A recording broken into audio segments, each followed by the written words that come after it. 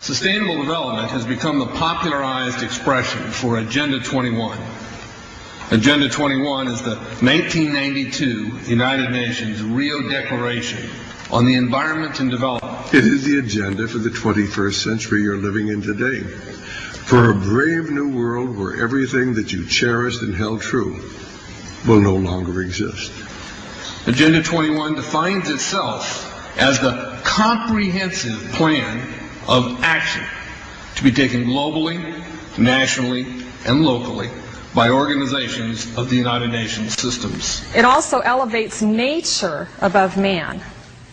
And it contains something called the precautionary principle, where basically you're guilty until you're proven innocent. Sustainable development is the philosophy designed to bring human beings across the globe under the full control of a narrow human elite. It's a 40-chapter document to basically control the world. It's based entirely on socialist control mechanisms. Sustainable developers have designed a global movement coordinated through a global to local action plan to create world government in accordance with certain objectives. These objectives include an end to national sovereignty, the abolition of private property, the restructure of the family unit, and increasing limitations and restrictions on mobility and individual opportunity. The green goal includes the listings of what's not sustainable. A couple of the examples include private property. 728 lists fossil fuels. Golf courses and ski lodges are not. Consumerism.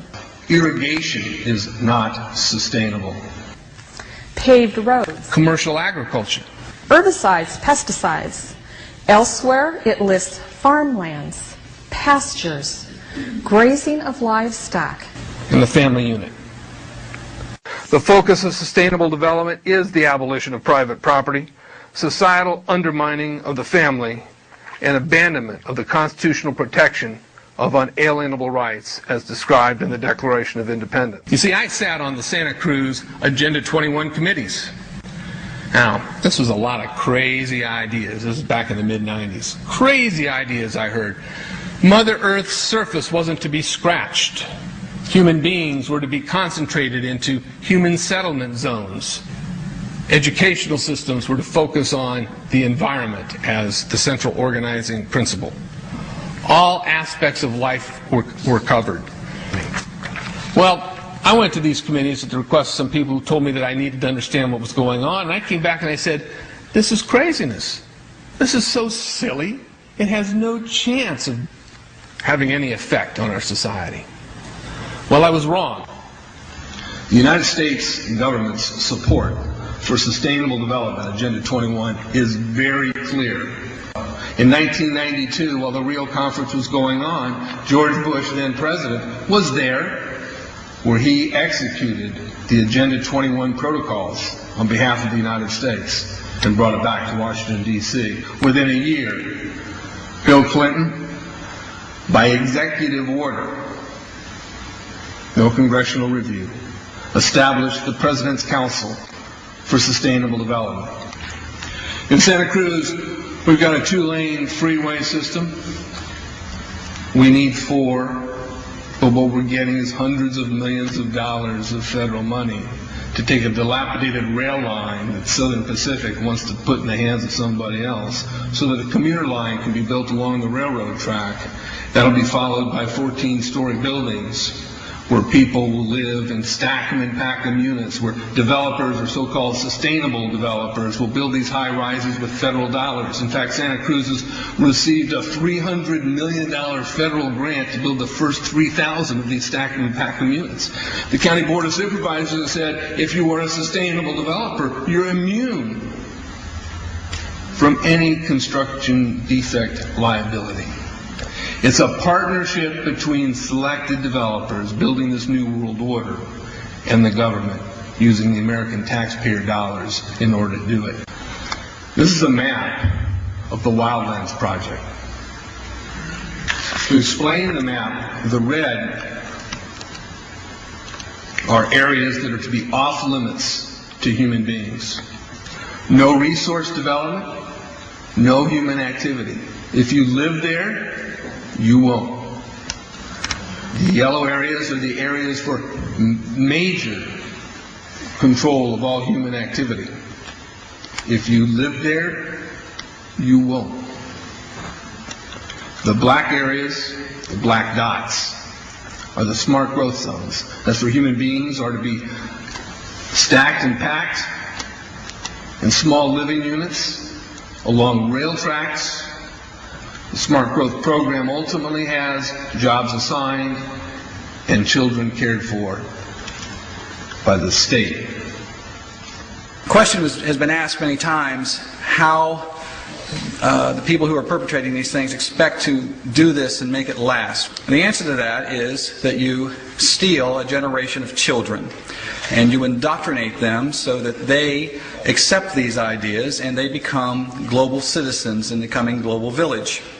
UNESCO came out and declared 2005 to 2015 the decade of education for sustainable development. But they go on to say that it will encompass the 40 chapters of Agenda 21. That is your federal national curriculum. The entire purpose of second grade social studies is to transfer loyalty from the family to the government and teach them about sustainable economic consumption. Students construct their own understandings of reality and realize that objective reality is not knowable. So why bother? The truth is, the truth which keep men free is being suppressed in order to prop up the attitude training agenda. And it moves on. This is our new math called connected mathematics. Standard 3 tells us that students learn that mathematics is man-made, that it is arbitrary, and good solutions are arrived at by consensus. Most of us assume 2 plus 2 is always going to equal 4. You're wrong. We might reach a new consensus. How well does it work? Well, they tell you in the teacher's guide in the back, it tells us that because the curriculum doesn't emphasize arithmetic computations done by hand, some students may not do as well on tests assessing computational skills. We believe such a trade-off in the favor of CMP is very much to the student's advantage in the world of work. Our children are mathematically illiterate on purpose. How do I know on purpose? Why isn't this just a basic bad idea? Because the Sustainable Development Plan tells us so. Generally, more highly educated people who have higher incomes consume more resources than poorly educated people who tend to have lower incomes. In this case, more education increases the threat to sustainability. Charlotte Iserby, I owe you an apology. I did not believe for the longest time it was a deliberate dumbing down. I thought the dumbing down was a natural consequence of a bad idea. Folks, it's deliberate. It's deliberate. The sustainable globalist goal is the orchestration of a planned fall of American principles, values, and lifestyles. The effect on the average American will be devastating. With modernizing technology, the ordinary person will live without independence, privacy, or substantive rights. Another press conference that I attended was the ICLE group, the International Committee for Local Environmental Initiatives. It helps in the implementation of Agenda 21 in all of our local communities. And one of the speakers was a Harvey Reuven, who happens to be the vice chair of ICLE. And I asked him about the correlative rights that Americans derive from the United States Constitution and the Bill of Rights. And that, of course, is your individual liberties, your private property, your freedom of speech. Asked about it clashing with Agenda 21. And you know what his response was? Individual rights must take a back seat to the collective